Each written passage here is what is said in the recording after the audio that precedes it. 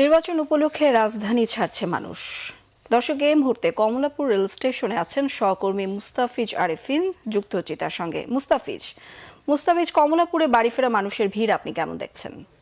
ধন্যবাদ বিপাশা আপনাকে। আমি এখন রাজধানীর কমলাপুর রেল স্টেশনে রয়েছি।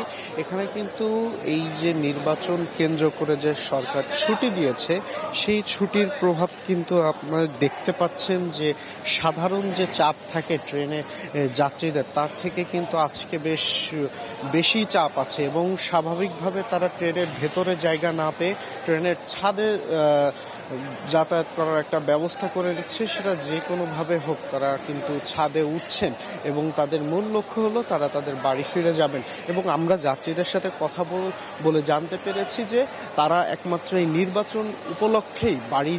মুস্তাফিজ, আপনাকে ধন্যবাদ। দর্শক, কমলাপুর থেকে যুক্ত হয়েছিলেন সহকর্মী মুস্তাফিজ আরেফিন।